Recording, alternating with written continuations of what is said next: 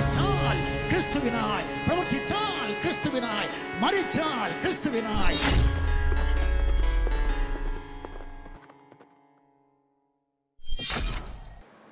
മരണത്തെ ജയിച്ചുയർത്തെഴുന്നേറ്റ് സ്വർഗാദി സ്വർഗത്തിൽ ഇന്നും ജീവിക്കുന്ന ദൈവപുത്രനായ യേശുക്രിസ്തുവിന്റെ നിസ്തുലമായ നാമത്തിൽ ഞങ്ങളെ കേൾക്കുന്ന എല്ലാവർക്കും സ്നേഹ വന്ദനങ്ങൾ. വാരിയംകുന്നിനെ കുറിച്ചുള്ള ഒരു ഷോർട്ട് വീഡിയോയുടെ താഴെ മുഹമ്മദ് കുട്ടി എന്നൊരു മുസ്ലിം സുഹൃത്തിട്ട കമന്റാണ് നിങ്ങൾ ഈ കാണുന്നത്. അദ്ദേഹം 2 ചോദ്യങ്ങളാണ് ചോദിച്ചിരിക്കുന്നത്. റിയലായി ഇന്ത്യൻ സ്വാതന്ത്ര്യ സമരത്തിൽ പങ്കെടുത്ത ഒറ്റ ക്രിസ്ത്യാനിയുടെ പേര് പറയാമോ അനിലെ? ഇത് ഒരു ചോദ്യം. അതോടൊപ്പം വേറൊരു ചോദ്യവും കൂടി ചോദിച്ചിട്ടുണ്ട്. 1921 തൃശ്ശൂരിലെ ക്രിസ്ത്യൻ ലഹള നടന്നത് അറിയുമോ അനിലെ എന്ന്. ഈ രണ്ടാമത്തെ ചോദ്യത്തിന് ആദ്യം തന്നെ അഡ്രസ് ചെയ്യാം. അതിനു മുമ്പ് ഒരു കാര്യം ചോദിക്കട്ടെ. മുഹമ്മദ് കുട്ടി, ആരായിരുന്നു താങ്കൾ ഈ പറഞ്ഞ തൃശ്ശൂരിലെ ക്രിസ്ത്യൻ ലഹളയുടെ തലവന്മാർ? ലഹള ഉണ്ടാകുമ്പോൾ ലഹളയ്ക്ക് തലവന്മാരുണ്ടാവുമല്ലോ. ഇപ്പൊ നമ്മള് ഈ മലബാറിൽ നടന്ന ഓരോ ലഹളകൾ അല്ലെങ്കിൽ ജിഹാദുകൾ 1836 മുതൽ ഇങ്ങോട്ടുള്ള ഓരോ ലഹളകളും നോക്കിയാലും അതിനൊക്കെ തലവന്മാരുണ്ടായിരുന്നു. ഒരു തലവൻ അല്ലെങ്കിൽ ഒന്നിലധികം തലവന്മാർ, അങ്ങനെയാണ് ഉണ്ടായിട്ടുള്ളത്. അപ്പൊ ആരായിരുന്നു തൃശ്ശൂരിലെ ക്രിസ്ത്യൻ ലഹളയുടെ തലവന്മാര്? ഇനി തലവന്മാരായി ഒന്നിലധികം പേരില്ലെങ്കിൽ, ബഹുവചനം നമുക്ക് ഉപയോഗിക്കാൻ പറ്റില്ലെങ്കിൽ ഏകവചനം, ഏറ്റവും കുറഞ്ഞത് ഒരാളെങ്കിലും നേതാവായി ഉണ്ടായിരിക്കുമല്ലോ. ആരായിരുന്നു ആ ലഹള തലവൻ? ക്രിസ്ത്യാനികൾ നടത്തിയെന്ന് നിങ്ങൾ പറയുന്ന ആ ലഹളയിൽ ഇരുപക്ഷത്തുമായി എത്ര പേരാണ് കൊല്ലപ്പെട്ടത്? ലഹളയിൽ സ്വാഭാവികമായിട്ട് അങ്ങോട്ടും ഇങ്ങോട്ടും ആക്രമണമൊക്കെ ഉണ്ടാവും, കൊലപാതകമൊക്കെ നടക്കും. അപ്പൊ എത്ര പേരാണ് ആ ലഹളയിൽ കൊല്ലപ്പെട്ടത്? എത്ര സ്ത്രീകളും കുട്ടികളുമാണ് ബലാത്സംഗത്തിനിരയായത്? എത്ര പേരാണ് നിർബന്ധ മതം മാറ്റത്തിന് വിധേയമായത്? എത്ര പേരുടെ വീടുകളും സ്വത്തുക്കളുമാണ് ലഹളക്കാർ കൊള്ളയടിച്ചിട്ടുള്ളത്? ക്രിസ്ത്യാനികൾ നടത്തിയ ഈ ലഹള കാരണം എത്ര പേർ സ്വന്തം നാടും വീടും വിട്ട് പലായനം ചെയ്തിട്ടുണ്ട്? ഇതിനുള്ള ഉത്തരം കൂടി കിട്ടിയാൽ നന്നായിരുന്നു. മുഹമ്മദ് കുട്ടിയോട് മാത്രമല്ല, മുഹമ്മദ് കുട്ടിയെ പോലെ ഇങ്ങനെയുള്ള കേസ് 1921 ഈ മലബാർ ജിഹാദിനെ കുറിച്ചൊക്കെ ഞങ്ങൾ സംസാരിക്കുമ്പോൾ അപ്പൊ തന്നെ ഇതെടുത്തുകൊണ്ട് വരാറുണ്ടല്ലോ, ഈ ക്രിസ്ത്യൻ ലഹള എന്നും പറഞ്ഞുകൊണ്ട്. അപ്പൊ അത് കൊണ്ടുവരുന്ന എല്ലാവരോടുമുള്ള ചോദ്യമാണ്. ഈ ചോദ്യങ്ങൾക്കുള്ള ഉത്തരം കൂടി നിങ്ങളിൽ നിന്ന് കിട്ടിയാൽ നന്നായിരുന്നു. 1836 മുതൽ 1922 വരെയുള്ള കാലത്ത് തെക്കേ മലബാറിലെ മുസ്ലിങ്ങൾ നടത്തിയിട്ടുള്ള ലഹളകളോട് ബന്ധപ്പെട്ട് ഈ ചോദ്യങ്ങൾ ഞങ്ങളോട് ചോദിച്ചാൽ ഞങ്ങൾ കൃത്യമായി അതിന് മറുപടി തരും. ആരാണ് ആ ലഹളകളുടെ തലവന്മാർ? ഓരോ ലഹളയുടെയും തലവന്മാർ ആര്? എത്ര പേര് കൊല്ലപ്പെട്ടു? എത്ര പേർ ബലാത്സംഗത്തിന് വിധേയമായി? എത്ര പേര് നാട് വിട്ട് ഓടിപ്പോകേണ്ടി വന്നു? എത്ര പേരുടെ വീട് കൊള്ളയടിച്ചു? ഇങ്ങനെയൊക്കെയുള്ള കാര്യങ്ങളെല്ലാം ഞങ്ങൾ കണക്ക് വെറുതെ ഒന്നും പറയുന്നതല്ല, ചരിത്ര രേഖകളുടെ അടിസ്ഥാനത്തിൽ നിങ്ങൾക്ക് തരാം. പക്ഷേ 1921 ക്രിസ്ത്യാനികൾ ലഹള നടത്തിയെന്ന് പറയുന്ന ആൾക്കാരോട് വർഷങ്ങളായി ഈ ചോദ്യങ്ങൾ ഞങ്ങൾ ചോദിക്കുന്നു. ഇതുവരെ ഞങ്ങൾക്ക് ഉത്തരം കിട്ടിയിട്ടില്ല. കുറെ കാലമായി തൃശ്ശൂരിലെ ഈ ക്രിസ്ത്യൻ ലഹളയെ കുറിച്ച് കേൾക്കുന്നു.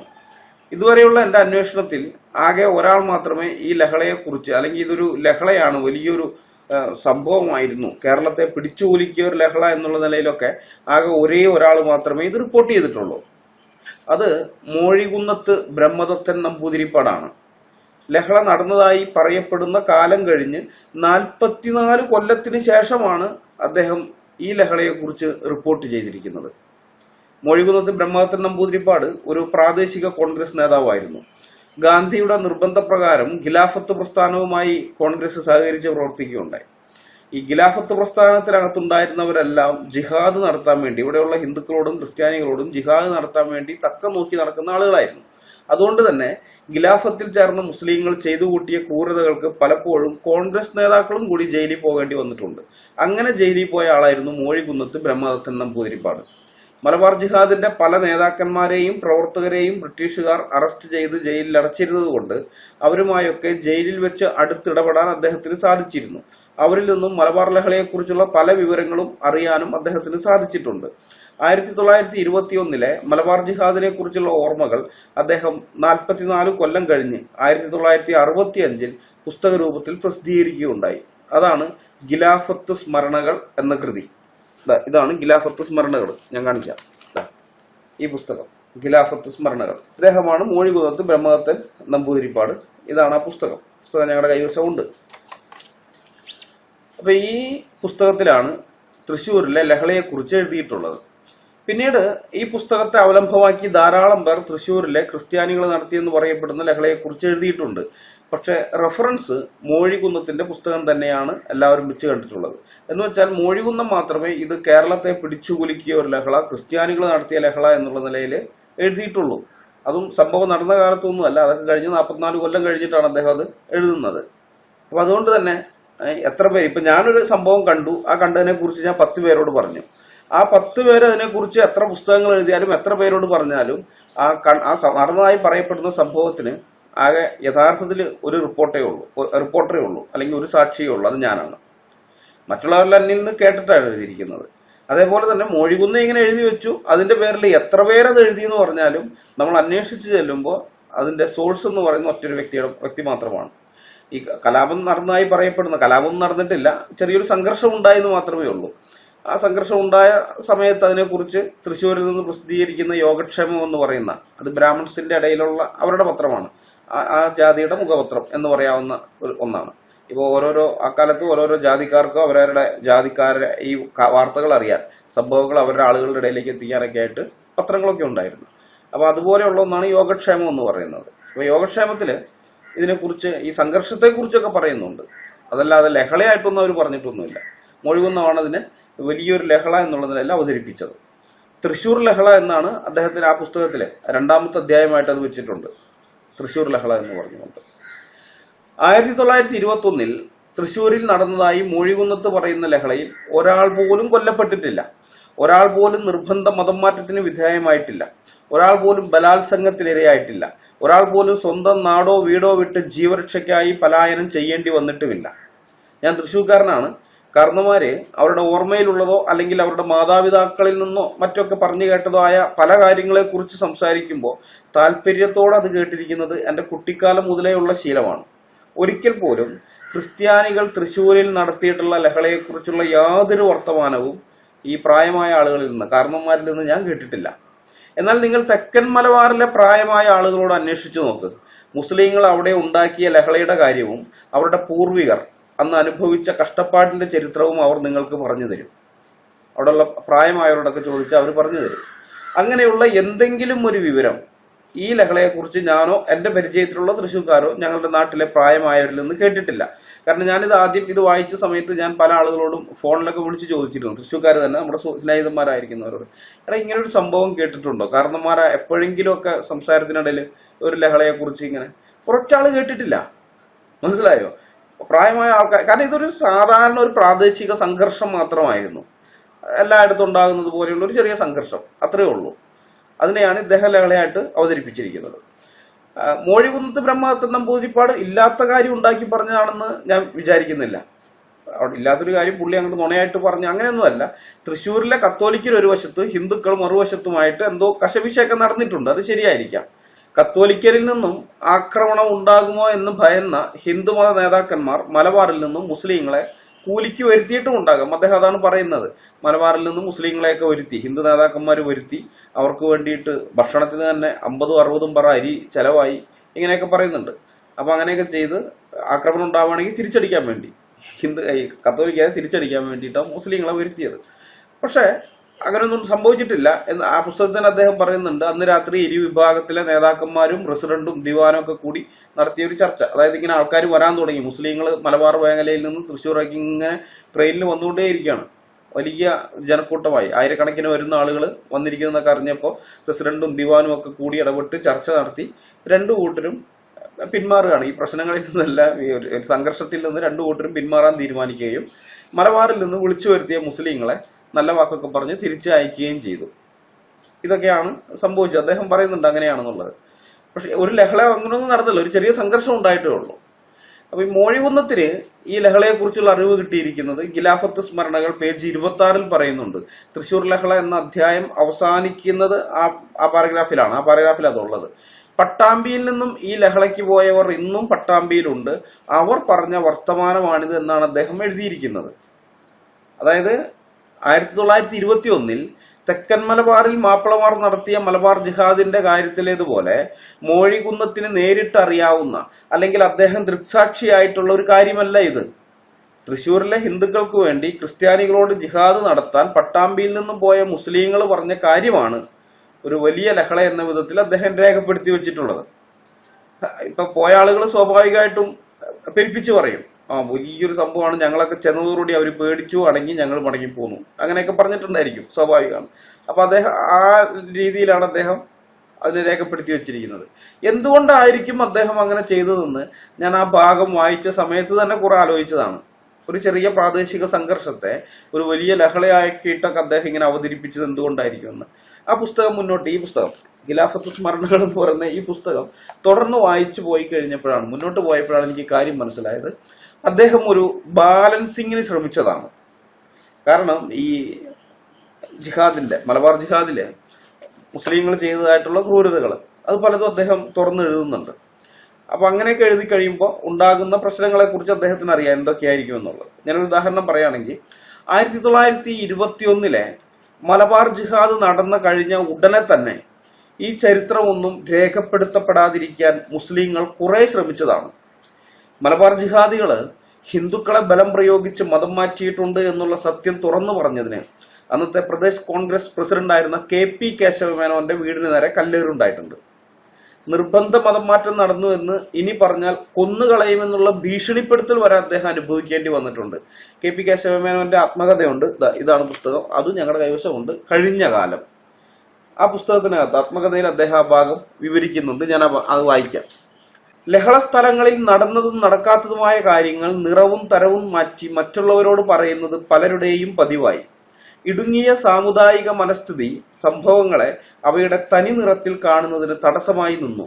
പരമാർത്ഥം അഭിമുഖീകരിക്കുവാനുള്ള സന്നദ്ധത പലർക്കും ഉണ്ടായിരുന്നില്ല. ലഹളക്കാരിൽ ചിലർ അന്യമതസ്ഥരെ നിർബന്ധിച്ച് മതം മാറ്റിയതിനെക്കുറിച്ച് തീവ്രമായ വാദപ്രതിവാദങ്ങൾ പത്രങ്ങളിൽ പ്രത്യക്ഷപ്പെട്ടു. ചിലർ അതിനെ തീരെ നിഷേധിച്ചു, ചിലർ അതിശയോക്തിയോടെ ചിത്രീകരിച്ചു.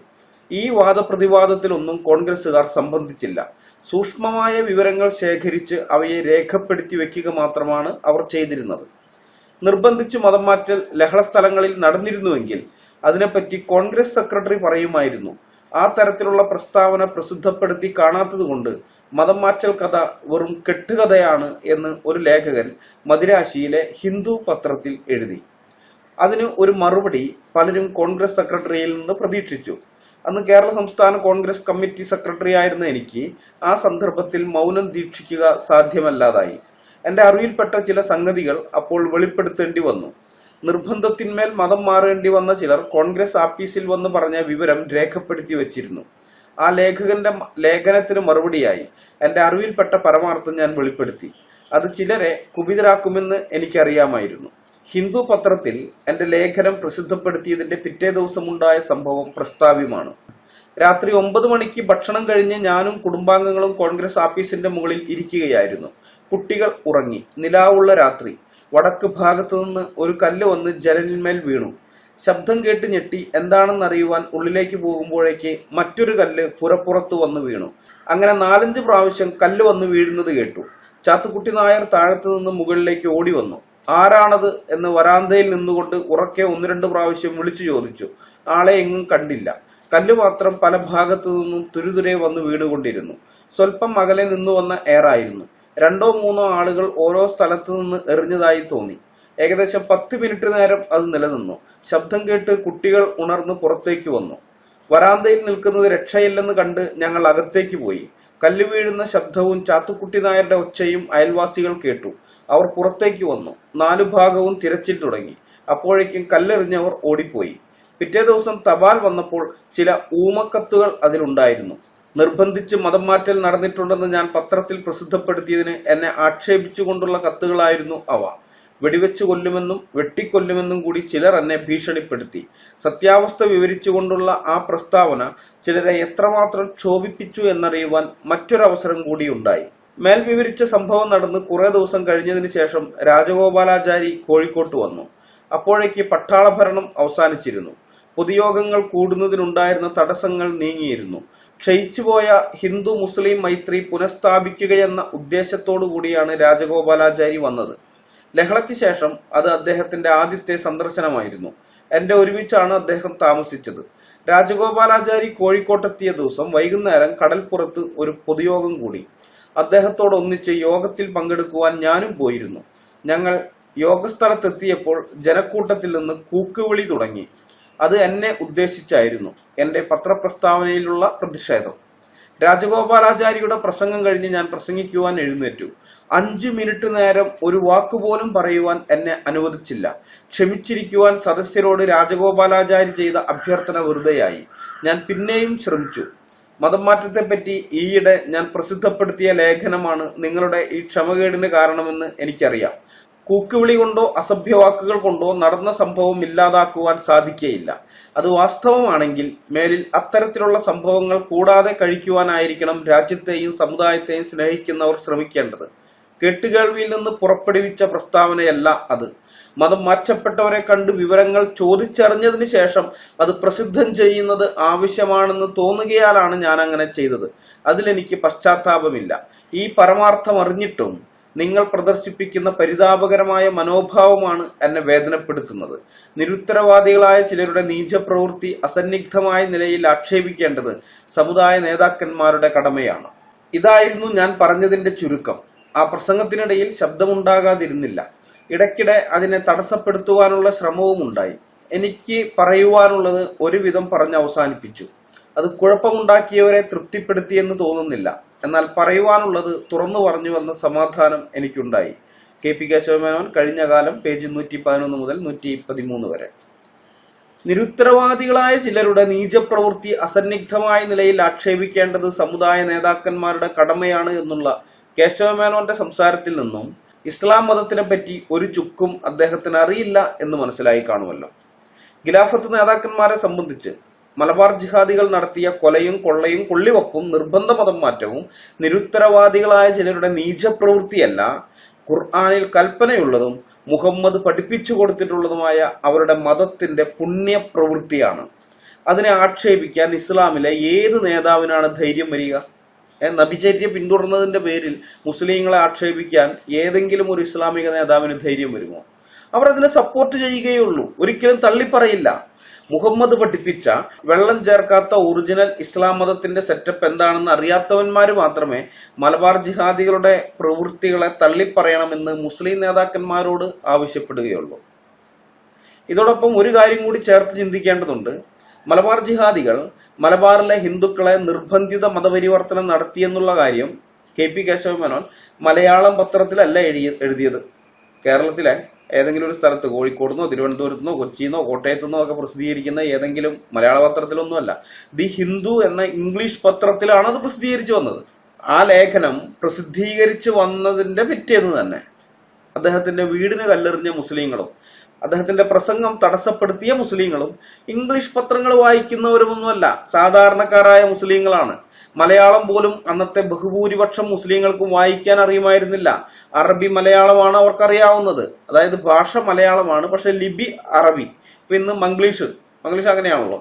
ഭാഷ മലയാളം, ലിപി അതിന് ഉപയോഗിക്കുന്ന, എഴുതാൻ ഉപയോഗിക്കുന്ന ലിപി ഇംഗ്ലീഷ്. അതുപോലെ തന്നെയാണ് അന്ന് ഉണ്ടായിരുന്നത്. അറബി ലിപിയിൽ മലയാളം എഴുതുകയും വായിക്കുകയൊക്കെ ചെയ്യുന്നത്, അതാണ് അറബി മലയാളം. അപ്പൊ അങ്ങനെയെങ്കിൽ കേശവമേനോൻ ഇംഗ്ലീഷ് പത്രത്തിൽ എഴുതിയ കാര്യം ഈ സാധാരണക്കാരായ മുസ്ലിങ്ങൾ എങ്ങനെ അറിഞ്ഞു? ഇയാൾ ഇംഗ്ലീഷിലൊരു ലേഖനം പ്രസിദ്ധപ്പെടുത്തി. അപ്പൊ അതിനകത്ത് ഇവിടെ മലബാർ ലഹളയില് ഞങ്ങൾ മതം മാറ്റി, നിർബന്ധിച്ച് മതം മാറ്റി എന്നുള്ളതൊക്കെ സത്യമാണ് കേട്ടോ. കാരണം എന്താ, ഈ പുസ്തകം ഉള്ളത്, ഇത് K. മാധവൻ നായരുടെ മലബാർ കലാപം എന്ന് പറയുന്ന പുസ്തകമാണ്. ഈ പുസ്തകത്തിനകത്ത് അത്തരം കുറെ കാര്യങ്ങൾ റിപ്പോർട്ട് ചെയ്യുന്നുണ്ട്. അതായത് കോൺഗ്രസ് ഓഫീസിൽ വന്ന് ഓരോരുത്തര് നിർബന്ധമായി മതം മാറ്റപ്പെട്ടു എന്നുള്ള കാര്യം. അങ്ങനെ മതം മാറിയ ആൾക്കാർ തിരിച്ച് ഹിന്ദുക്കളായതിനു ശേഷമാണെന്ന് പറയുന്നത്. കുറെ പേര് ഭയന്നിട്ട് തിരിച്ച് ഹിന്ദുക്കളായില്ല. കാരണം അങ്ങനെ തിരിച്ച് ഹിന്ദുക്കളായി കഴിഞ്ഞാൽ ഇസ്ലാം മതം ഉപേക്ഷിച്ചു എന്നുള്ളതിന്റെ പേരിൽ കൊല്ലപ്പെടും. അതിനു മുമ്പ് അത് പലപ്പോഴും ഉണ്ടായിട്ടുള്ളതാണ്. അപ്പൊ അതുകൊണ്ട് കുറെ പേര് അങ്ങനെ ധൈര്യപ്പെട്ടില്ല, അവർ മുസ്ലിങ്ങളായിട്ട് തന്നെ തുടർന്നു. എന്നാൽ ഹിന്ദുക്കളായിട്ട് തിരിച്ചു വന്ന ആളുകൾ കോൺഗ്രസ് ഓഫീസിൽ വന്നിട്ട് സംഭവത്തിന്റെ വിവരങ്ങളൊക്കെ പറഞ്ഞിട്ടുണ്ട്. അത് കുറച്ചൊക്കെ K. മാധവൻ നായർ രേഖപ്പെടുത്തിയിട്ടുണ്ട്. പക്ഷെ കോൺഗ്രസ് നേതാക്കന്മാരുടെ കയ്യിൽ വലിയൊരു ലിസ്റ്റ് ഉണ്ടായിരുന്നു, ഈ കാര്യങ്ങളെല്ലാം വിവരണം. ഇതൊക്കെ ഇവരെന്ത് ചെയ്യുന്നു വെച്ച് കഴിഞ്ഞാൽ ഇംഗ്ലീഷിലേക്ക് തർജ്ജമ ചെയ്തിട്ടുണ്ട്, AICCക്ക് അയച്ചു കൊടുത്തിരുന്നു, ഓൾ ഇന്ത്യ കോൺഗ്രസ് കമ്മിറ്റിക്ക്. അവിടെ പക്ഷെ ഇത് ചർച്ചയായിട്ടൊന്നും വന്നില്ല. കാരണം ഇതിന്റെ ഒക്കെ ഉത്തരവാദി ഗാന്ധിയാണ്. മോഹൻദാസ് കരംചന്ദ് ഗാന്ധി എന്ന് പറയുന്ന മനുഷ്യനാണ്. അയാളാണ് നിർബന്ധം പിടിച്ചത്. ഈ ഖിലാഫത്ത് പ്രസ്ഥാനവുമായിട്ട് കോൺഗ്രസിനെ സഹകരിപ്പിക്കണമെന്ന് പറഞ്ഞ് അന്ന് ദേശീയ മുസ്ലിം നേതാക്കന്മാരായിരിക്കുന്ന പല ആളുകളും തന്നെ, ഷൗക്കത്ത് അലി സഹോദരന്മാർ, അവരൊക്കെ അലി സഹോദരന്മാർ, അവരൊക്കെ ഗാന്ധിയോടത് പറഞ്ഞാണ്, ഇത് വേണ്ട, ഈ രാഷ്ട്രീയത്തിനകത്തേക്ക് മതത്തിനെ ഉൾപ്പെടുത്തരുത്. ഖിലാഫത്ത് എന്ന് പറയുന്നത് രാഷ്ട്രീയ കാരണങ്ങളാൽ ഉണ്ടായതല്ല, മതപരമായ കാരണങ്ങളാലാണ്. തുർക്കിയിലെ ഖലീഫയെ സ്ഥാനഭ്രഷ്ടനാക്കിയതിന്റെ പ്രതിഷേധമാണ്. അത് മതപരമാണ്. മതപരമായിട്ട് അവർ എന്തെങ്കിലും ചെയ്യട്ടെ, നമ്മളെ മതത്തിനെ രാഷ്ട്രീയത്തിൽ ഉൾപ്പെടുത്തരുതെന്ന് അവർ പറഞ്ഞതാണ്. ഗാന്ധി കേട്ടില്ല. ഗാന്ധി പറഞ്ഞു, മുസ്ലിങ്ങള് സ്വാതന്ത്ര്യ സമരത്തിലൊന്നും പങ്കെടുക്കാതെ അവർ മുഖ്യധാരയിൽ നിന്ന് തന്നെ മാറി നിൽക്കുകയല്ലേ. വളരെ നിങ്ങളെപ്പോലെ കുറച്ചു പേരല്ലേ ഉള്ളത് വരുന്നത്. സാധാരണ മുസ്ലിങ്ങൾ, ലോക്കലിലുള്ള ആൾക്കാർ ആരും ഇതിൽ പങ്കെടുക്കുന്നില്ല. അപ്പൊ അവരിതിനകത്തേക്ക് നമുക്ക് കൊണ്ടുവരുവാൻ പറ്റിയ നല്ല അവസരമാണ് ഇതെന്നൊക്കെ പറഞ്ഞിട്ടാണ് ഖിലാഫത്ത് പ്രസ്ഥാനത്തെ ഇതിനോട് കൂട്ടി ചേർക്കുന്നത്, കോൺഗ്രസുമായിട്ട് സഹകരിപ്പിക്കുന്നതൊക്കെ. അതിന്റെ അനന്തരഫലം എന്ന് പറയുന്നത് ഈ മലബാറില് ധാരാളം ഹിന്ദുക്കൾ കൊല്ലപ്പെട്ടു, ധാരാളം ഹിന്ദുക്കൾ നിർബന്ധ മതപരിവർത്തനത്തിന് വിധേയരായി, ധാരാളം ഹിന്ദു സ്ത്രീകൾ ബലാത്സംഗത്തിന് വിധേയരായി, ധാരാളം ഹിന്ദു സ്ത്രീകളുടെ വീടുകൾ കൊള്ളയടിക്കപ്പെട്ടു. അങ്ങനെയൊക്കെയുള്ള കുറെ കാര്യങ്ങളാണ്. അപ്പൊ ഈ റിപ്പോർട്ട് അങ്ങനെ തന്നെ പ്രസിദ്ധപ്പെടുത്തി കഴിഞ്ഞാൽ ദേശീയ തലത്തിൽ ഇത് വലിയ ഒച്ചപ്പാടുണ്ടാക്കും. ഗാന്ധിയുടെ ആ ഇമേജ് വളരെയധികം ഇടിയും. അതൊക്കെ അറിയാവുന്നതുകൊണ്ട് ICC ആ റിപ്പോർട്ട് മുക്കി. അവർ പറഞ്ഞത് ആകെ 4 പേര് മാത്രമേ മതം മാറ്റം ചെയ്യപ്പെട്ടിട്ടുള്ളൂ എന്നാണ്. ആയിരക്കണക്കിന് പേരും നിർബന്ധ മതം മാറ്റം ചെയ്യപ്പെട്ടതാണ് ഇവിടെ.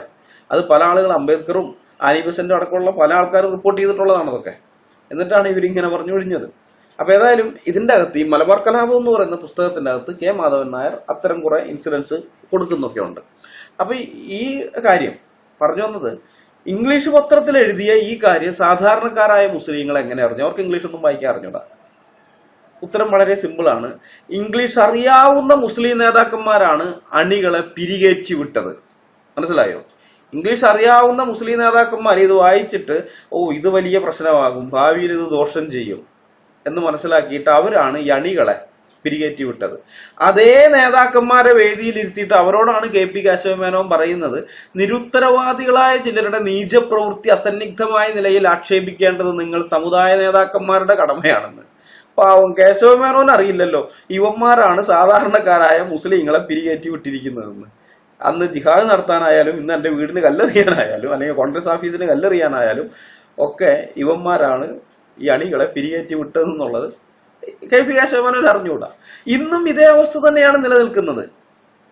ഇങ്ങനെയുള്ള കുറെ നേതാക്കന്മാരുണ്ട്, ഇസ്ലാമിക നേതാക്കന്മാര്, അസ്ത്രം ഗഫൂറിനെ പോലെയുള്ളവരൊക്കെ. അവരൊന്നും ഒരിക്കലും നേരിട്ട് വർഗീയത പറയാൻ നിൽക്കില്ല. മനസ്സിലായി? ഇവരൊന്നും ഒരിക്കലും നേരിട്ട് വർഗീയത പറയാൻ നിൽക്കില്ല. അവർ മതേതരത്വം പറഞ്ഞ് സമൂഹത്തിൽ മാന്യതയുടെ മുഖം മൂടിയിട്ട് നടക്കും. ആ കമാൽ പാഷനെ പോലെയൊക്കെയുള്ള ടീമുകളൊക്കെ. എന്നിട്ട് അണികളെ മതഭ്രാന്തന്മാരായിട്ട് അഴിച്ചുവിടും. ഈ വഞ്ചന അറിയാത്ത പൊതുസമൂഹം ഈ നേതാക്കന്മാരെ നല്ലവരായി തെറ്റിദ്ധരിക്കും. മനസ്സിലായോ? നേതാക്കന്മാർ ഇവരൊക്കെ ഡീസന്റ് ആണ്, മോഡറേറ്റ് മുസ്ലിങ്ങളാണ്, ഇവർക്ക് പ്രശ്നങ്ങളൊന്നുമില്ല, ഇവരുമായിട്ട് ഈ കാര്യങ്ങൾ നമുക്ക് ചർച്ച ചെയ്യാം, ഒരു പരിഹാരത്തിലെത്താമെന്ന്. ഇവരൊക്കെ തന്നെയാണ് ഇതിന്റെ പുറകിൽ അണികളെ ഇറക്കി വിട്ടിരിക്കുന്നത്. അത് ഇവന്മാരും മനസ്സിലാക്കുന്നില്ല. എക്കാലത്ത് ഇസ്ലാമിന്റെ തന്ത്രം ഇതാണ്. പൊതുസമൂഹത്തിന്റെ മുമ്പിൽ ഒരു കൂട്ടർ നല്ല പിള്ള ജമ. ഞാൻ പണ്ടൊരു ഉദാഹരണമായിട്ട് പറഞ്ഞിട്ടുണ്ട്, ഫുട്ബോൾ കളിയോട് ബന്ധപ്പെട്ട്. സ്ട്രൈക്കറുണ്ട്, പിന്നെ മിഡിൽ ഫീൽഡിൽ കളിക്കുന്നവരുണ്ട്. അവരാണ് പന്തെത്തിച്ചു കൊടുക്കുന്നത്. അവർ പന്തെത്തിച്ചു കൊടുത്താൽ മാത്രമേ മറ്റൊരു ഗോൾ അടിക്കാൻ പറ്റുകയുള്ളൂ. അതുപോലെ ഇങ്ങോട്ടേക്ക് ഗോൾ വരുമ്പോൾ തടയാൻ വേണ്ടി നിൽക്കുന്ന ഡിഫൻഡേഴ്സ് ഉണ്ട്, അത് കഴിഞ്ഞ് ഗോളി ഉണ്ട്, പിന്നെ ഇവർക്ക് വേണ്ടുന്ന എല്ലാ സെറ്റപ്പുമായിട്ട് പുറത്ത് ടീം, കോച്ചിന്റെ ഇതായിട്ടുള്ള ആ ഒരു ടീം വേറെയുണ്ട്, ഫിസിയോ അങ്ങനെ ഇങ്ങനെയൊക്കെ ആയിട്ട്. ഇതിന്റെയൊക്കെ എല്ലാ അനന്തരഫലമായിട്ടാണ് ഒരുത്തം ഗോൾ അടിക്കുന്നത്. അതുപോലെ തന്നെയാണ് ഈ ലഹളയില് ഒരു ഹിന്ദുവിനെ കൊല്ലുന്നെങ്കിൽ അതിന്റെ പുറകിൽ വേറെ കുറെ ടീമുകളുണ്ട്. നമ്മളെപ്പോഴും ഈ കൊന്നവനെ മാത്രമേ കുറ്റം പറയുകയുള്ളൂ, ഗോൾ അടിച്ചവന് മാത്രമേ എപ്പോഴും അഭിനന്ദനം കിട്ടുകയുള്ളൂ. അതിന്റെ പുറകിൽ കഷ്ടപ്പെട്ട ആൾക്കാരെ വേറെ ഉള്ളവരെ അത്ര ശ്രദ്ധിക്കുന്നില്ല. അതുപോലെ തന്നെയാണ് ഈ കൊന്നവനെ കുറ്റം പറയും, പക്ഷെ അവന് അതിന് വേണ്ടുന്ന ആയുധം എത്തിച്ചു കൊടുത്തത്, അവനെ ആ വിധത്തിലേക്ക് മാനസികമായി പരുവപ്പെടുത്തിയെടുത്തത്, ഇങ്ങനെയൊക്കെയുള്ള ചെയ്യുന്ന വേറെ കൂട്ടരുണ്ട്. അവര് മാന്യതയുടെ മുഖം മൂടിയിട്ട് നടക്കും. ഇസ്ലാം ന്യൂനപക്ഷമായിരിക്കുന്ന സമൂഹങ്ങളിലെല്ലാം, അത്തരം സ്ഥലങ്ങളിലെല്ലാം ഇതാണ് ചെയ്യുന്നത്. ഭൂരിപക്ഷമായി കഴിയുമ്പോൾ ഇതിന്റെ ആവശ്യമൊന്നുമില്ല കേട്ടോ. ഭൂരിപക്ഷം ആകുമ്പോൾ ഇത്തരം മുഖംമൂടിയുടെ ആവശ്യമൊന്നുമില്ല. അത് നമ്മൾ പാകിസ്ഥാനിലും അഫ്ഗാനിസ്ഥാനിലും ബംഗ്ലാദേശിലും സിറിയയിലും ഇറാഖിലും അങ്ങനെ പലയിടങ്ങളിലും നമ്മൾ കാണുന്നുണ്ട്. അപ്പൊ ഇത് ഒരു തെറ്റിദ്ധാരണയാണ് ഇങ്ങനെയുള്ള ഈ ആളുകളെ കുറിച്ച് സമൂഹം നല്ലതായിട്ട് തെറ്റിദ്ധരിക്കുന്നത്. അതുപോലെ വേറൊരു തെറ്റിദ്ധാരണ പലർക്കും ഉണ്ട്, മുസ്ലിങ്ങൾക്ക് വിദ്യാഭ്യാസം കൊടുത്താൽ മതി, ആധുനിക വിദ്യാഭ്യാസം കൊടുത്താൽ മതി, അവരുടെ മതഭ്രാന്ത് മാറി പരിഷ്കൃത മനുഷ്യരായി തീരും, മത തീവ്രവാദത്തിൽ നിന്നൊക്കെ അവർ പിന്മാറുമെന്ന്. അത് വെറും തെറ്റിദ്ധാരണയാണ്.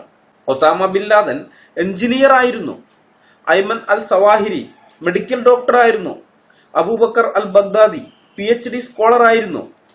KP കേശവമേനോൻ ഇംഗ്ലീഷ് പത്രത്തിൽ എഴുതിയത് വായിച്ച് സാധാരണക്കാരായ മുസ്ലിങ്ങളെ അദ്ദേഹത്തിനെതിരെ ഇളക്കിവിട്ട അന്നത്തെ ഇസ്ലാമിക നേതാക്കന്മാരും വിദ്യാഭ്യാസമുള്ളവർ തന്നെയായിരുന്നു. വിദ്യാഭ്യാസം കിട്ടിയത് കൊണ്ട് മുസ്ലിങ്ങളുടെ മതഭ്രാന്ത് മാറില്ല. ഇസ്ലാമിക ഐഡിയോളജിയുടെ പൊള്ളത്തരങ്ങൾ മനസ്സിലാക്കിച്ചു കൊടുത്താൽ മാത്രമേ അല്പമെങ്കിലും പ്രയോജനം ഉണ്ടാവുകയുള്ളൂ. ഈ ഐഡിയോളജി നിങ്ങൾക്കും ഞങ്ങൾക്കും ഒരുപോലെ ദോഷമാണെന്നുള്ള കാര്യം അവരെ വ്യക്തമായി ചരിത്രത്തിൽ നിന്നൊക്കെ ആയിട്ട് കാര്യങ്ങൾ പറഞ്ഞ് ബോധ്യപ്പെടുത്തിയാലേ പ്രയോജനമുള്ളൂ. ഇതായാലും നമുക്ക് വിഷയത്തിലേക്ക് മടങ്ങി വരാം. KP കേശവമേനോൻ ഇസ്ലാം എന്നാൽ എന്താണെന്ന് അറിയുമോ ഇല്ലയോ എന്നുള്ളതല്ല നമ്മുടെ വിഷയം. ഞാൻ ഈ കാര്യം പറഞ്ഞതിന്റെ ഉദ്ദേശം വേറെയാണ്.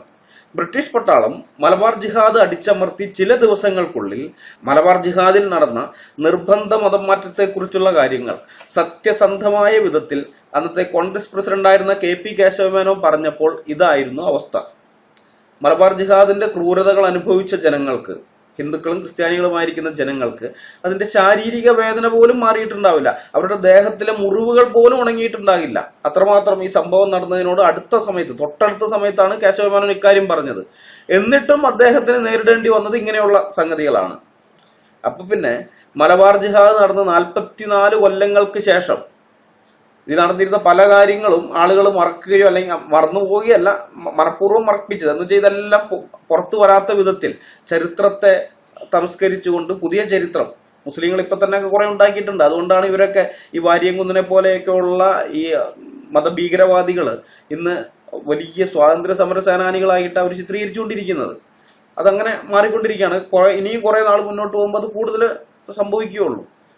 അപ്പൊ 44 കൊല്ലം കഴിഞ്ഞതിന് ശേഷം മലബാർ ജിഹാദികൾ ചെയ്ത ക്രൂരതകളെ പറ്റി തുറന്നെഴുതിയാൽ തന്റെ അവസ്ഥ എന്തായി തീരുമെന്ന് മോഴികുന്നത്തിന് നല്ല ബോധ്യം കാണും. അതുകൊണ്ട് അദ്ദേഹം ഒരു ബാലൻസിങ്ങിന് വേണ്ടിയിട്ടാണ് തൃശൂർ ലഹള എന്ന പേരിൽ ഒരധ്യായം ആ പുസ്തകത്തിന്റെ തുടക്കത്തിൽ തന്നെ ചേർത്തതെന്നാണ് എനിക്ക് മനസ്സിലാകുന്നത്. തുടക്കത്തിൽ എന്ന് പറഞ്ഞാൽ 1-ാമത്തെ അധ്യായമല്ല, 2-ാമത്തത്. അതായത് വായിച്ചു വരുമ്പോൾ തന്നെ തുടക്കത്തിൽ തന്നെ നമ്മളെ ഈ ഒരു ചിന്ത നമ്മുടെ ഉള്ളിലേക്ക് തരികയാണ്. കേവലം ഒരു പ്രാദേശിക സംഘർഷത്തെ, ഒരാൾക്ക് പോലും ജീവഹാനി വന്നിട്ടില്ലാത്ത, ഒരാൾ പോലും സ്വന്തം നാടോ വീടോ വിട്ട് അഭയാർത്ഥിയായി ഓടിപ്പോകേണ്ടി വന്നിട്ടില്ലാത്ത, ഒരാൾ പോലും ബലാത്സംഗത്തിന് ഇരയാകേണ്ടി വന്നിട്ടില്ലാത്ത, ഒരാൾ പോലും കൊള്ളയടിക്ക് വിധേയമാകേണ്ടി വന്നിട്ടില്ലാത്ത ഒരു പ്രാദേശിക സംഘർഷത്തെ തൃശൂർ ലഹള എന്നൊക്കെ പറഞ്ഞു ഒരു അധ്യായമായി ചേർത്തത് വെറും ബാലൻസിങ്ങിന് വേണ്ടിയാണെന്ന് അരിയാഹാരം കഴിക്കുന്നവർക്ക് അനുമാനിച്ചെടുക്കാൻ അത്ര ബുദ്ധിമുട്ടൊന്നുമില്ല. മനസ്സിലായോ? ഈ മോഴികുന്നത്തിന്റെ ഖിലാഫത്ത് സ്മരണകൾ എന്ന ഗ്രന്ഥത്തിലെ പേജ് 174-175 തൃശ്ശൂരിൽ നിന്ന് പ്രസിദ്ധീകരിച്ചിരുന്ന യോഗക്ഷേമം പുസ്തകം 12 ലക്കം 6 വാർത്ത കൊടുത്തിട്ടുണ്ട്. അത് ഞാൻ വായിക്കാം. അപ്പൊ ഇങ്ങനെയുള്ള ചില സംഗതികൾ അദ്ദേഹം കൊടുത്തിട്ടുണ്ട്. അത് ഞാൻ പറഞ്ഞു, ഇതൊക്കെ 44 കൊല്ലം കഴിഞ്ഞ് ഈ കാര്യങ്ങളൊക്കെ പറയുമ്പോൾ എതിർപ്പ് രൂക്ഷമായിരിക്കും, തട്ടിക്കളയാൻ വരെ സാധ്യതയുണ്ട്. അപ്പൊ അതിനെയൊക്കെ ഒന്ന് മയപ്പെടുത്താൻ വേണ്ടി മുസ്ലിങ്ങൾ മാത്രമല്ല ക്രിസ്ത്യാനികളും ഇവിടെ ലഹള ഉണ്ടാക്കിയിട്ടുണ്ടെന്ന് വരുത്തി തീർക്കാൻ വേണ്ടിയാണ് ഇദ്ദേഹം ഈ ബാലൻസിങ്ങിന് ശ്രമിച്ചതെന്ന് ഞാൻ മനസ്സിലാക്കുന്നു. ഏതായാലും ആ യോഗക്ഷേമത്തിൽ വന്ന വാർത്ത അത് ഞാൻ വായിക്കാം. ത്രികോണ മത്സരം, മർദ്ദന നടപടികൾ മുറുകിയപ്പോൾ, അതാണ് ഹെഡിങ്. വേങ്ങര ഉണ്ണിക്കുട്ടി എന്ന ആൾ അനുഭവിച്ച കഷ്ടപ്പാടുകളെ പറ്റി അയാൾ മിതവാദിയിൽ എഴുതിയതിന്റെ ചുരുക്കം. അപ്പൊ മിതവാദിയിൽ വിസ്തരിച്ചെഴുതിയ കാര്യം യോഗക്ഷേമത്തിൽ അവരതിന്റെ ചുരുക്കി എഴുതിയിരിക്കുകയാണ്. ചുരുക്കി എഴുതിയത് തന്നെ ഇങ്ങനെയാണെങ്കിൽ വിസ്തരിച്ചെഴുതുന്നത് എന്തായിരിക്കും നിങ്ങളൊന്ന് ആലോചിക്കാം. ഞാനിത് വായിച്ചു കഴിയുമ്പോൾ നിങ്ങൾക്കപ്പോൾ മനസ്സിലാകും. ഏറനാട്ടിൽ വേങ്ങര വംശക്കാർ വലിയ കഷ്ടപ്പാടുകൾ സഹിച്ചവരാണ്. ലഹളയുടെ ആദ്യഘട്ടങ്ങളിൽ ഒരിളക്കം ഇവിടങ്ങളിലുണ്ടായി. പിന്നീട് കുറെ ദിവസം ശാന്തമായിരുന്നു.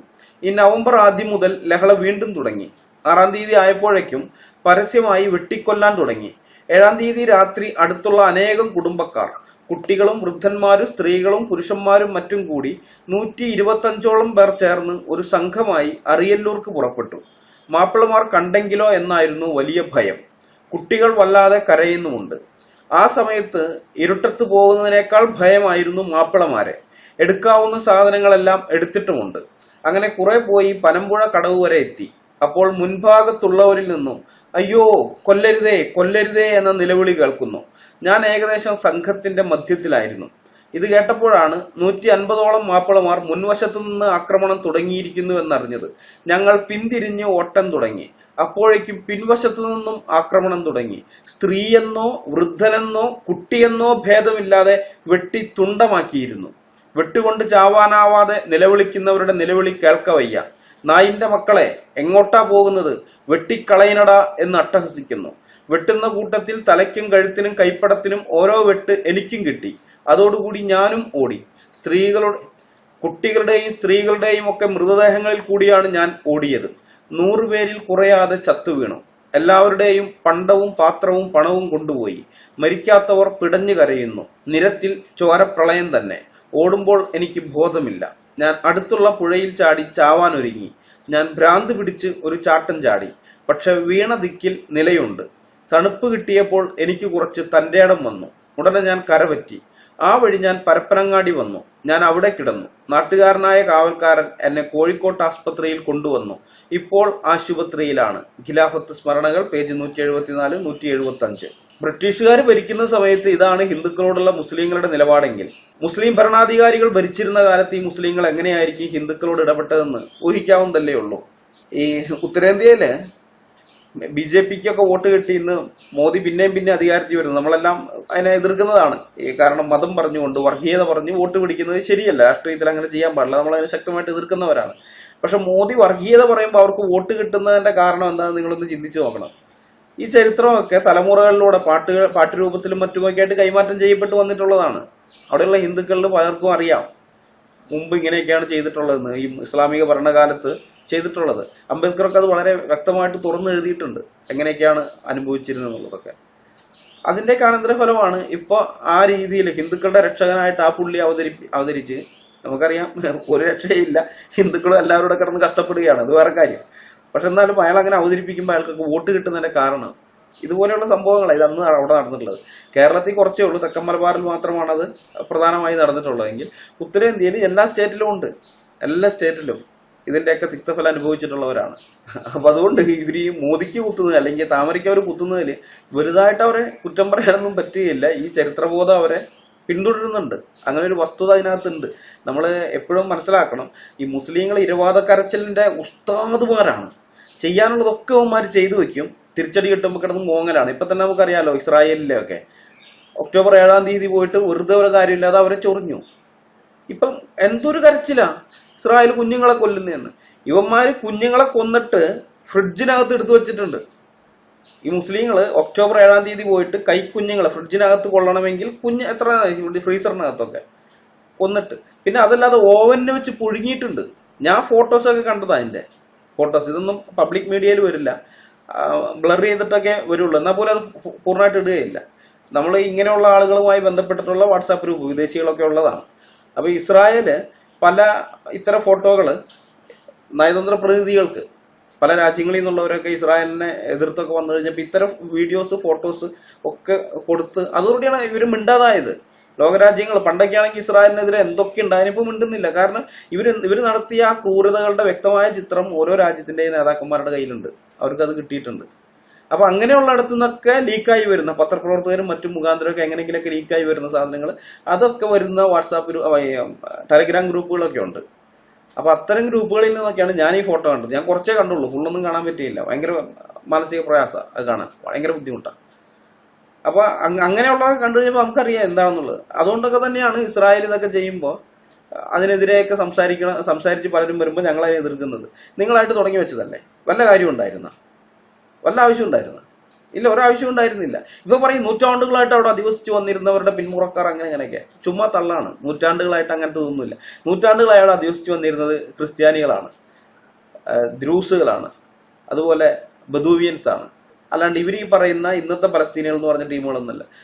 ഇപ്പോഴത്തെ ഈ പ്രശ്നം നടന്ന സമയത്ത് പോലും കണ്ട് ഈജിപ്ത് ബോർഡർ അടച്ചു, ഗാസയിലെ പ്രശ്നം ഉണ്ടായപ്പോ. അപ്പൊ ഒരുത്തൻ കരഞ്ഞു പറഞ്ഞുകൊണ്ട് നടക്കുകയാണ്. കുറെ പേരുണ്ട്, അവരങ്ങോട്ട് നടക്കുകയാണ്. അപ്പൊ അതിൽ പറഞ്ഞു, അയ്യോ എന്റെ അമ്മാവൻ, എന്റെ അമ്മ, എന്റെ ബന്ധുക്കാര് ഇവരൊക്കെ ഇപ്പോഴും ഈജിപ്തിലുണ്ട്. ഞാൻ ഈജിപ്തിൽ നിന്ന് കുറച്ച് നാൾ മുമ്പ് ഞാൻ ഈജിപ്തിൽ നിന്ന് ഇങ്ങോട്ട് വന്നത്, എന്നെ ഇങ്ങോട്ടേക്ക് കൊണ്ടുവന്നാണ്, എനിക്ക് ഈജിപ്ഷ്യൻ പാസ്പോർട്ട് ഉണ്ട്, അതുകൊണ്ട് ഇതൊക്കെ ഒന്ന് തുറന്നു തരണം എന്നും പറഞ്ഞിട്ട്. ഇപ്പൊ ഈ 2023-24 കാലഘട്ടത്തിൽ ഇവന്മാര് അവിടെ നിന്ന് ഈജിപ്തിൽ നിന്നൊക്കെ ഇങ്ങോട്ട് വരുന്നെങ്കിൽ അന്ന് എന്തായിരിക്കും ചിന്തിക്കും നിങ്ങൾ? അങ്ങനെ ഒന്നാണ് ഇത്. ഇവരുടെ ആളുകൾ തന്നെ പറഞ്ഞിട്ടുള്ളതാണ്.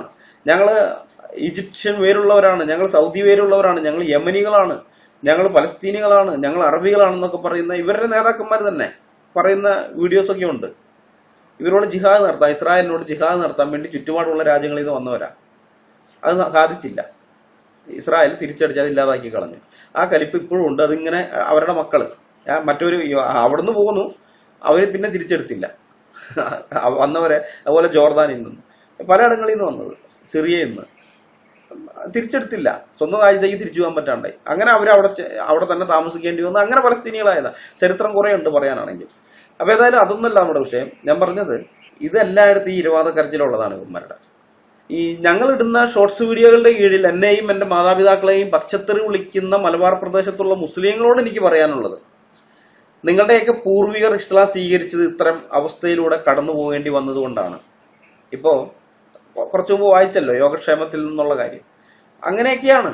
ഹൈദരാലിയുടെ പട്ടാളം വന്നപ്പോഴും ടിപ്പുവിന്റെ പട്ടാളം വന്നപ്പോഴും അതിനുശേഷം 1836 മുതലുള്ള മലബാർ ജിഹാദുകളുടെ കാലത്തും നിങ്ങളുടെ പൂർവികർക്ക് ജീവൻ രക്ഷിക്കാൻ വേണ്ടി ഇസ്ലാം മതം സ്വീകരിക്കേണ്ട ഗതികേട് വന്നു. ആ ഗതികേട് ഇന്നും തലയിൽ ചുമന്നുകൊണ്ട് നടക്കുന്നവരാണ് നിങ്ങൾ. അത് ഗതികേടാണെന്ന് പോലും മനസ്സിലാക്കാൻ സാധിക്കാതെ ആ നാണക്കേടിനെ അഭിമാനമായി കൊണ്ടു നടക്കുന്നവരാണ് നിങ്ങൾ. സത്യം പറയാലോ, നിങ്ങളുടെയൊക്കെ അപ്പൂപ്പന്മാരുടെ അപ്പൂപ്പന്മാർ ഇന്ന് തിരിച്ചു വന്നാൽ നിങ്ങളെയൊക്കെ നല്ല കവളം മടൽ വെട്ടിയടിക്കും. കാരണം അവരെ കൊന്ന് അവരുടെ ഭാര്യമാരെ പിടിച്ചെടുത്ത് റേപ്പ് ചെയ്ത് മതം മാറ്റി മുസ്ലിങ്ങളാക്കി തീർത്തവന്മാരെയാണ് നിങ്ങൾ ഇന്ന് പുകഴ്ത്തിക്കൊണ്ട് നടക്കുന്നത്. ഉളുപ്പുണ്ടോ നിങ്ങൾക്ക്? നാണവും മാനവും എന്ന് പറയുന്ന സംഗതി നിങ്ങളുടെ 7 അയലത്തുകൂടിയെങ്കിലും പോയിട്ടുണ്ടോ? ആത്മാഭിമാനമുള്ളവരാണ് നിങ്ങളെങ്കിൽ ഒന്ന് സ്വയം ചിന്തിച്ചു നോക്ക്. മദ്രസയിൽ പണയം വെച്ച ചിന്താശേഷി ഇതുവരെ തിരിച്ചെടുക്കാത്ത ആളാണ് നിങ്ങളെങ്കിൽ പിന്നെ നിങ്ങളോട് പറഞ്ഞിട്ട് കാര്യമില്ല. നിങ്ങളോട് ചിന്തിക്കാൻ പറയുന്നത് തുമ്പിയെ കൊണ്ട് കല്ലെടുപ്പിക്കുന്നത് പോലെയുള്ള ക്രൂരതയാണ്, മഹാക്രൂരതയാണ് നിങ്ങളോട് ചിന്തിക്കാൻ പറയുന്നത്. അപ്പൊ അങ്ങനെയുള്ളവരോടല്ല ഞാൻ പറയുന്നത്. ചിന്താശേഷി തിരിച്ച് എടുത്തവര്, മദ്രസയിൽ പോയ സമയത്ത് പണയം വെച്ച സാധനം പിന്നീട് തിരിച്ചെടുത്തിട്ടുള്ള ടീമുകളാണ് നിങ്ങളെങ്കിലും ഒന്ന് ചിന്തിച്ചു നോക്ക്. നിങ്ങളുടെയൊക്കെ പൂർവികർ ഇങ്ങനെ മതം മാറി മുസ്ലിങ്ങളായി തീർന്നവരാണ്. എന്നിട്ട് അന്ന് നിങ്ങളുടെ പൂർവികരെ ആക്രമിച്ച നിങ്ങളുടെയൊക്കെ മാതാമഹികളെ ബലാത്സംഗം ചെയ്തവന്മാരെയാണ് നിങ്ങൾ ഇന്ന് വലിയ കാര്യമായിട്ട് വാര്യംകുന്നൻ ഞങ്ങളുടെ നേതാവ് വലിയ സംഭവമായിട്ട് നിങ്ങൾ അവതരിപ്പിക്കുന്നത്. അല്ലെങ്കിൽ വാര്യംകുന്നന് മുമ്പ് മുതലുള്ള 1836 മുതലുള്ള ഇതുണ്ടല്ലോ, അങ്ങനെയുള്ള ഓരോരോ ലഹളകളുടെ കാലത്തൊക്കെ അല്ലെങ്കിൽ ടിപ്പു വന്ന സമയത്തൊക്കെ മതം മാറേണ്ടി വന്ന നിങ്ങൾ അല്ലെങ്കിൽ നിങ്ങളുടെ പൂർവികരെ അവരെ നിങ്ങൾ ഈ ആക്രമകാരികളെ നിങ്ങൾ വെള്ളപൂശി വലിയ മഹത്വവൽക്കരിച്ചുകൊണ്ടിരിക്കുകയാണ്. നാണവും മാനവും നിങ്ങൾക്കില്ല എന്നുള്ളതിന്റെ നല്ല ഒന്നാം തരം തെളിവാണത്. ഏതായാലും ഇതുപോലെയുള്ള കാര്യങ്ങൾ തുറന്നെഴുതിയാൽ ഉണ്ടാകുന്ന അനന്തരഫലങ്ങൾ മുമ്പിൽ കണ്ടിട്ടായിരിക്കണം തൃശൂർ പട്ടണത്തിൽ മാത്രം നടന്ന മോഴികുന്നത്തിന് വെറും കേട്ടുകേൾവി മാത്രമുള്ള ഒരു ചെറിയ കശപിശയെ തൃശൂർ ലഹള എന്നൊക്കെ പറഞ്ഞ് ബാലൻസിങ്ങിന് വേണ്ടി മോഴികുന്നം ശ്രമിച്ചതെന്ന് ചിന്താശേഷിയുള്ളവർക്ക് മനസ്സിലാകും. അതുകൊണ്ട് മുഹമ്മദ് കുട്ടി ക്രിസ്ത്യാനികൾ ലഹള നടത്തി എന്നൊക്കെ പറഞ്ഞ് ഇങ്ങോട്ട് വരണ്ട. അതല്ല, വരണമെന്ന് നിർബന്ധമാണെങ്കിൽ ഞാൻ നേരത്തെ ചോദിച്ച ചോദ്യങ്ങൾക്ക് മറുപടി തരണം. ആരായിരുന്നു നിങ്ങൾ ഈ പറഞ്ഞ തൃശ്ശൂരിലെ ക്രിസ്ത്യൻ ലഹളയുടെ തലവൻ അല്ലെങ്കിൽ തലവന്മാർ? ക്രിസ്ത്യാനികൾ നടത്തിയെന്ന് നിങ്ങൾ പറയുന്ന ആ ലഹളയിൽ ഇരുപക്ഷത്തുമായി എത്ര പേരാണ് കൊല്ലപ്പെട്ടത്? എത്ര സ്ത്രീകളും കുട്ടികളുമാണ് ബലാത്സംഗത്തിനിരയായത് ക്രിസ്ത്യാനികളുടെ കയ്യിൽ? എത്ര പേരാണ് ക്രിസ്ത്യാനികളാൽ നിർബന്ധ മതം മാറ്റത്തിന് വിധേയരായത്? എത്ര പേരുടെ വീടുകളും സ്വത്തുക്കളുമാണ് ലഹളക്കാർ കൊള്ളയടിച്ചിട്ടുള്ളത്? ക്രിസ്ത്യാനികൾ നടത്തിയെന്ന് നിങ്ങൾ പറയുന്ന ഈ ലഹള കാരണം എത്ര പേർ സ്വന്തം നാടും വീടും വിട്ട് അഭയാർത്ഥികളായി പലായനം ചെയ്തിട്ടുണ്ട്? ഈ ചോദ്യങ്ങൾക്കെല്ലാമുള്ള ഉത്തരം ചരിത്രരേഖകളുടെ അടിസ്ഥാനത്തിൽ പറയാൻ സാധിക്കുമെങ്കിൽ മാത്രം മലബാർ ജിഹാദിനെ കുറിച്ച് പറയുമ്പോൾ തൃശ്ശൂരിലെ ക്രിസ്ത്യൻ ലഹള എന്ന് പറഞ്ഞുകൊണ്ട് ഇങ്ങോട്ട് വന്നാൽ മതി. മലബാർ മുസ്ലിങ്ങൾ ചെയ്ത കൊടും ക്രൂരതയെ ന്യായീകരിച്ച് മെഴുകാൻ ഈ ക്രിസ്ത്യൻ ലഹള എന്നുള്ള ഈ ഉടായ്പ് സാധനമൊന്നും പോരാ മുഹമ്മദ് കുട്ടി കേട്ടാ, അത് പോരാ. പിന്നെ ആദ്യത്തെ ചോദ്യം ഉണ്ടല്ലോ, റിയലായി ഇന്ത്യൻ സ്വാതന്ത്ര്യ സമരത്തിൽ പങ്കെടുത്ത ക്രിസ്ത്യാനികളുടെ കാര്യം. അത് ദൈവം അനുവദിച്ച് ഞാൻ അടുത്ത വീഡിയോയിൽ പറയാം. ക്രിസ്ത്യാനികൾ സ്വാതന്ത്ര്യ സമരത്തിൽ പങ്കെടുത്തിട്ടുണ്ടോ ഇല്ലയോ എന്നുള്ള കാര്യം. അടുത്ത വീഡിയോയുമായി വരുന്നത് വരെ നമ്മളെല്ലാവരെയും കർത്താവായ യേശു ക്രിസ്തു കാത്തു സൂക്ഷിക്കുമാറാകട്ടെ. അവിടുത്തെ വിലയേറിയ നാമം മാത്രം എന്നും എന്നേക്കും വാഴ്ത്തപ്പെടട്ടെ. ആമേൻ.